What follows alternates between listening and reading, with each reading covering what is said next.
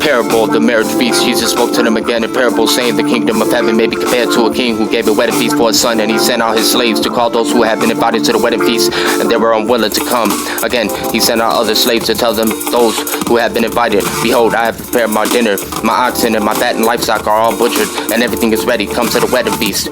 But they paid no attention and went their own way. One went to his farm, another to his business. The rest seized his slaves and mistreated them and killed them. But the king was enraged, and he sent his armies and destroyed those murderers and set the city on fire.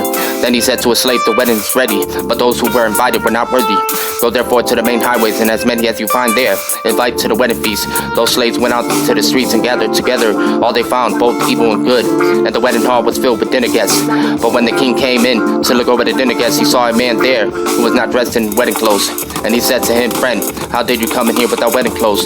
And the man was speechless. Then the king said to his servants, bind him hand and foot, and throw him into the outer darkness. In that place there will be weeping and gnashing of teeth, for many are called, but few are chosen. Tribute to Caesar.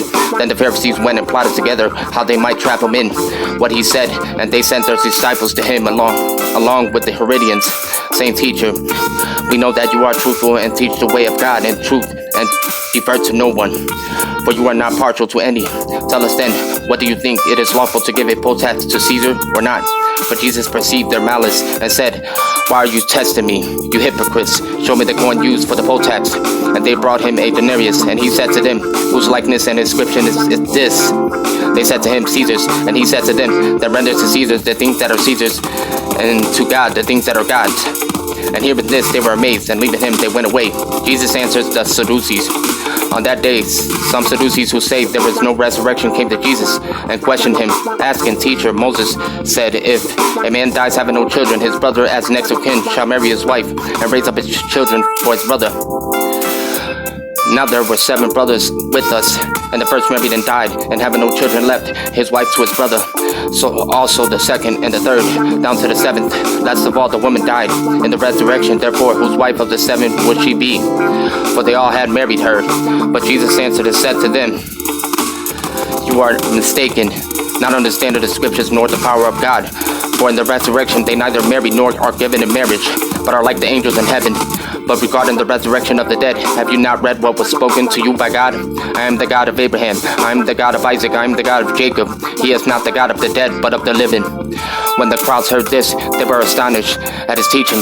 But when the Pharisees heard that Jesus had silenced the Sadducees, they gathered themselves together. One of them, a lawyer, asked him a question, testing him, Teacher, which is the great commandment in the law? He said to him, You shall love the Lord your God with all your heart, with all your soul, with all your mind. This is the great and foremost commandment. The second is like it. You shall love your neighbor as yourself. On these 2 commandments depend the whole law and the prophets. Now while the Pharisees were gathered together, Jesus asked them a question. What do you think about Christ? Whose son is he? They said to him, the son of David. He said to them, then how does David in the spirit call him Lord, saying, the Lord said to my Lord, sit at my right hand until I put your enemies beneath your feet. If David then calls him Lord, how is he his son? No one was able to answer him a word, nor did anyone dare from that day on to ask him another question. Matthew 22. God bless you.